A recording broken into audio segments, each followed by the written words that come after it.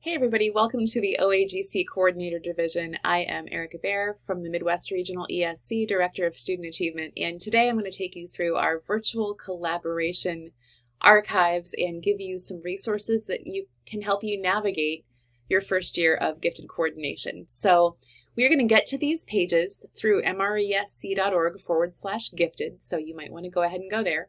This is the page for our Educational Service Center's gifted program. And as you scroll down, you're going to see, of course, our header, our vision, but then what we want to really highlight today are the resources that are available at your fingertips at no cost to you to help you navigate the world of gifted administration and coordination. And so through OAGC, you're going to see that you have access to this timeline, which at this point is in draft form. And what you're seeing is that for coordinating gifted, it can be really confusing, and there are requirements as well as best practices outlined in our free timeline for coordinators. And what I want to do is help you see some things that are available to you that can help you through that timeline. And so as we get started, you're going to want to think through how you're going to start your year in gifted. Do you want to craft a plan for your districts that you give to them? Do you want to meet with your districts and collaborate with them on creating a plan for how you're going to get these things done? That's completely up to you and your style. What we have to share with you today is a result of some incredible collaboration and cooperation by administrators, coordinators, and gifted specialists across the state during COVID. What resulted from that are the resources that you see here. And we have resources for coordinators, resources for differentiation practices, resources for enrichment, resources for parents, PD that is only available to those who are aligned with the MRESC, but it's there, and then resources for gifted specialists. And so the first place we're going to go, if we think about the timeline, is that you want to go ahead and review your district's gifted policy and plan. That is important because you need to make sure that you are following the policy and plan that your district has in place and that it is also up to speed based upon what ODE expects of coordinators. So this folder where you can see the arrow pointing is the forms folder. You can also find the most essential ODE links that you will need as a coordinator in the agenda items from our collaborative meetings that, as a quick plug, usually happen once a month on Mondays at 11 virtually, and you are more than welcome to join us. So consider this your invitation. So if you click on the agenda items, these agendas are developed collaboratively between coordinators across the state, you'll notice that the link to the meeting is here, the date of the next meeting is here, and then the Zoom link is here with our password. If you scroll down just a little bit beyond the norms, what you will see are our 3 ODE contacts. They are the go-to folks when you have specific questions about the technical details of coordinating. Then you have some essential documents: Ohio State testing rules, guide to Ohio ODE's chart of approved assessments, gifted operating standards, and then the most recent updated chart of approved assessments. You may be asking yourself, why are there 3 approved assessments? This one is the FAQ, frequently asked questions. What specific version of a test do I use? When do I use the ACT results? And more. You'll want this FAQ, and it's a little bit more user-friendly. These are the approved assessments for the current school year, which as of this recording is 2021. This is the newest for 2021 and 2022. So those links can help you. Okay. You'll want to look at the department's website and see what their requirements are on the policy and plan. For right now, what I'm going to show you is up to date because we have not had additional guidance since 2017. But under forms, what you're going to find is a sample of the district policy and plan, and in parentheses, you'll see no services. This is one that is written for a district that does not offer formal gifted services. And you'll see there the definition, the ID plan, the different pieces of the ID plan. You're going to want to make sure that your policy and plan is similar to this one. It doesn't have to be exactly the same, and conforms to the guidelines that you see on the department's website. And so that is there within the forms folder.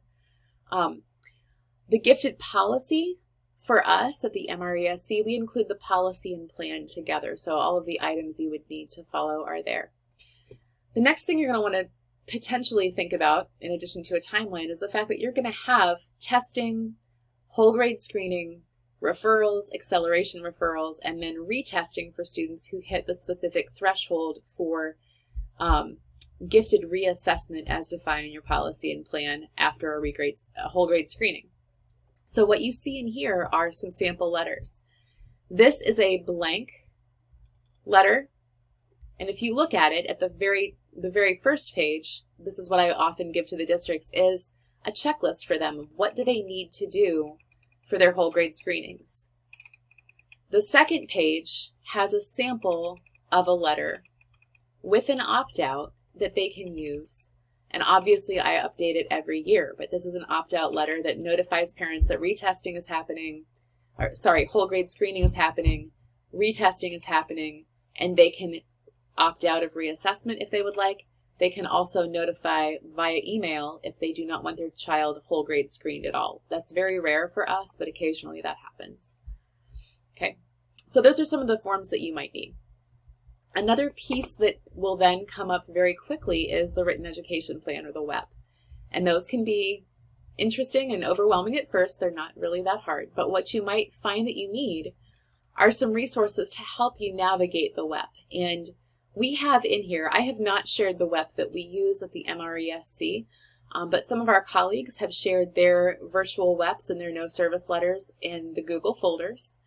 And so what you will see in here are a couple of examples of a no service letter, a WEP template, some sample social emotional learning goals. If I get permission to share, I may share one of our WEPs, but at this point I'm not allowed to share that form. You will also see within our folder the some sample WEP goals. And these are some ways that you could potentially serve WEP goals virtually. Additionally, most goals on WEP should be specific, measurable, attainable, realistic, and timely, or SMART. And what I have in here are some sample SMART goals that have been developed for all of the different academic areas, as well as cognition, and some goals that could be appropriated for almost any area. So you see some specialized goals here, some generalized goals, and then some that are non-academic. And these are all samples that I give to teachers and districts to say, hey, you know, you may want to use these as models or templates, or if it really fits, use it for your class as you're serving a student's WEP. Okay. So many of us try to have our WEPs finished by October, late October, early November, so that we have a little bit of a chance to know the kids, so that teachers have a chance to then get those goals that are meaningful for the students, and then they get home in a timely fashion. Remember that if you have students who are identified gifted but are not being served, those students must receive a no service letter.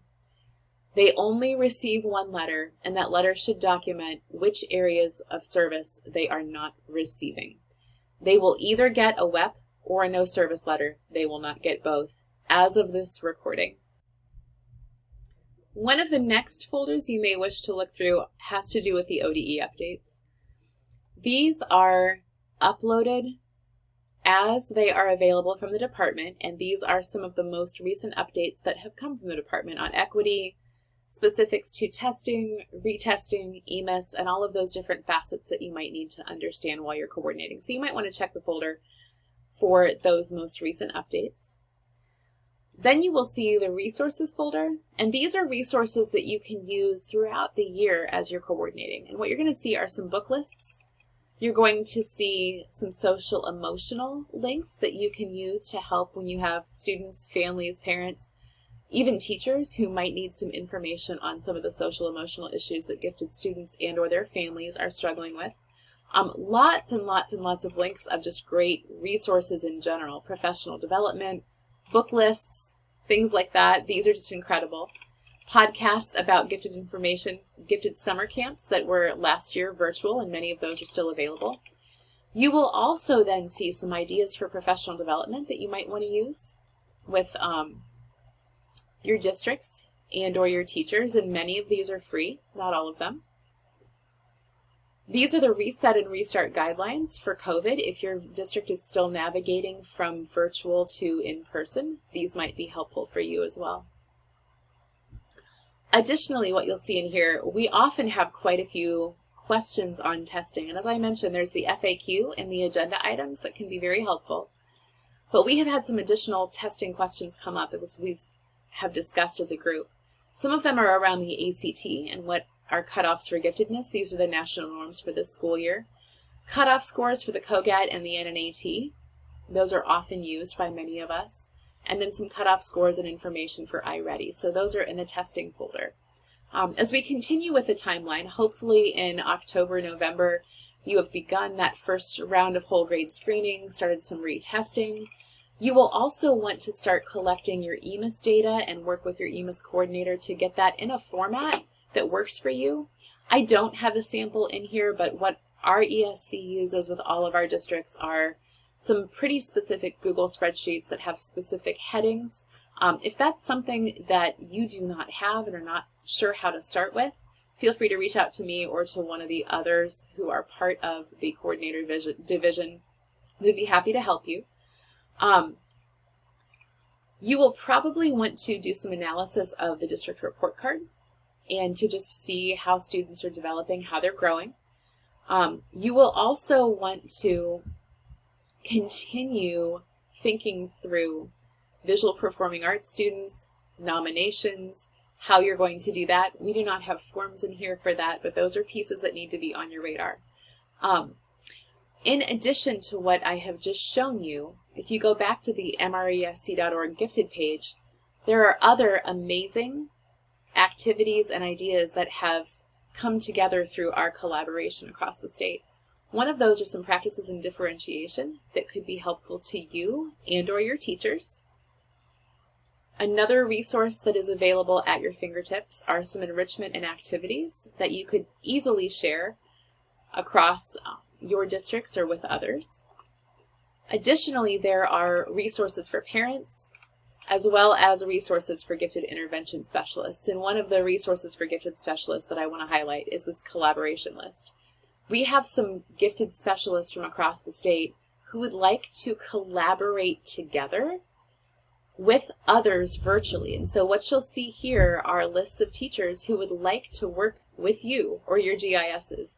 And so please feel free to make use of this and reach out to one another. It's just really amazing how folks have decided they wanted to be part of each other's worlds and share. And then the professional development and blended learning, that is only available to districts that have contracted with the MRESC, but we have those resources as well. So if you have any questions about these resources, about navigating gifted, feel free, like I said, to reach out to any one of us in the coordinator division, or feel free to contact me, ebear@mresc.org, and I will be more than happy to help you. Thank you so much. Have a wonderful, wonderful day, and best of luck to you.